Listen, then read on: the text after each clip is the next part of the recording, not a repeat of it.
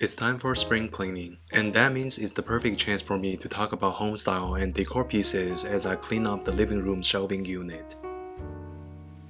You've probably seen this corner before as it shows up in my videos and Instagram quite often. It's one of my favorite places to lounge around in the house. I got this solid wood shelving unit from a local furniture store over 4 years ago. It actually came with 3 woven baskets. However, we already have a lot of enclosed storage downstairs, so I moved them to make space for displaying items I have curated. The big drawback is the upper section can get pretty dusty over time.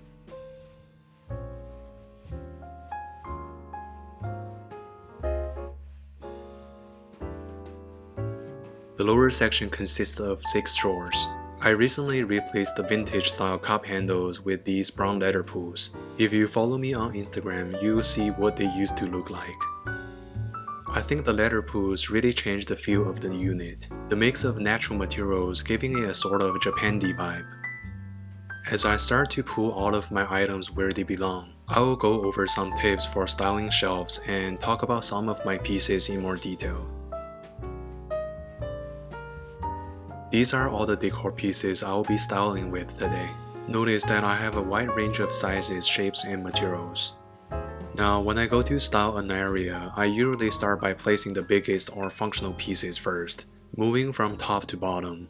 In my case, I'm starting with this print I got as a gift from the poster club.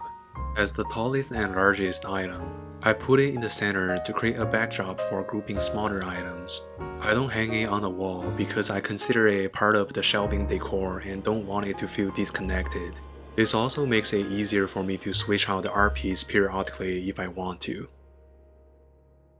Once the centerpieces are in position, I move on to the size of the top shelf. The main concept here is about creating the structure of the setup and defining the silhouette of the top of the shelving unit. Notice that the bust, lamp, and print form a triangle once they are in position.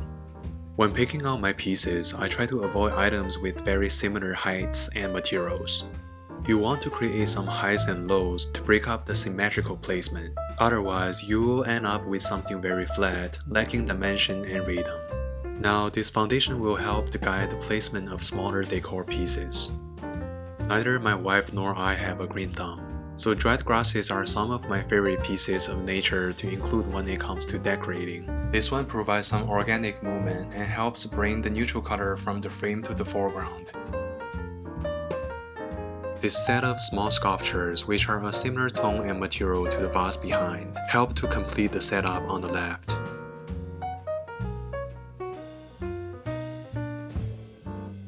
Functional items can also be decor. These headphones add a perfect pop of color, helping to break up the repeating pattern so it doesn't become too boring. They are also right where I need them to listen to my music. You actually don't have to fill up all the remaining small spaces. It's all about visual balance and knowing when to stop and how much is too much.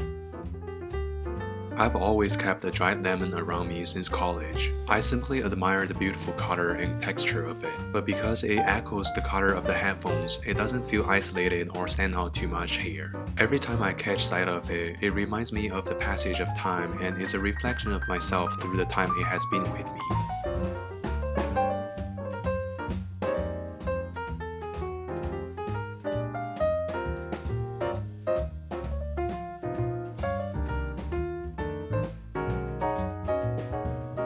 Decor can and should be meaningful to you in some way, a reflection of yourself. When I saw this Hermes bust in the same store I bought this shelving unit from, I just had to buy it.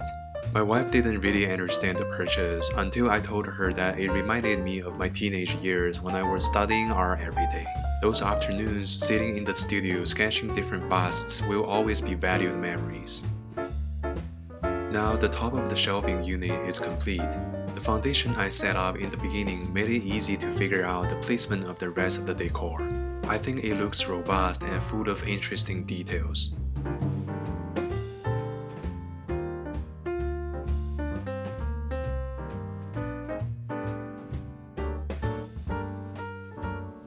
Now let's move on to the rest of the shelves.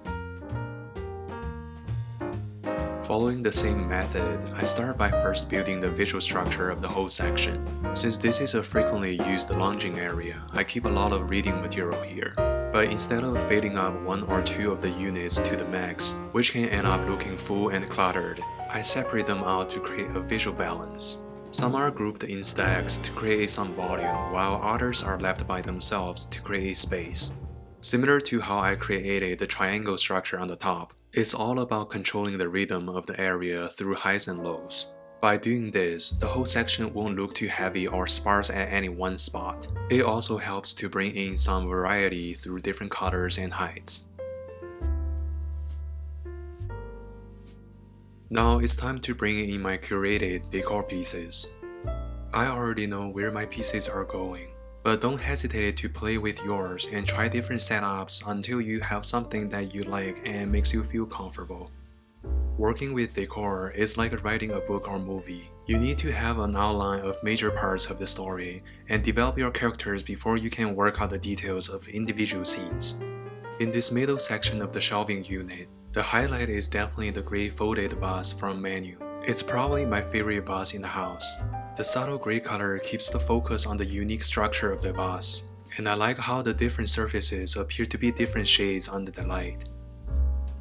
These porcelain bowls from a small local art gallery were made by a talented local artist. I've had them for about 5 years now, and I was in love with the colors and patterns at the first sight.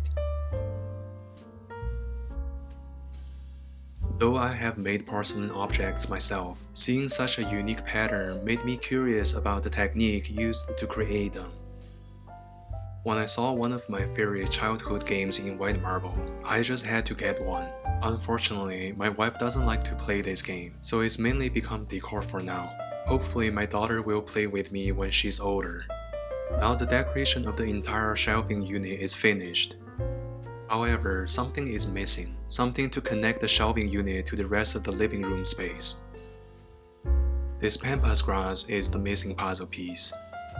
Not only does it echo some of the colors in the decor pieces, but the soft, organic shape helps to blur some of the harsh lines of the shelving unit.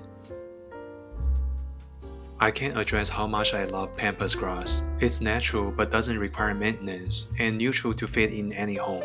I definitely think this particular trend will stick around. So that's how I style my shelves. Start by defining the foundational pieces, place bigger items first and then smaller ones, group things together, find a repeating pattern with either color or material, and use shapes to connect gaps. I hope my method shows you how the placement of everything has been considered and how the structure of the whole setup has been planned to support the way items are grouped together. If you are interested in learning where each of the decor pieces is from, I will list them in the description.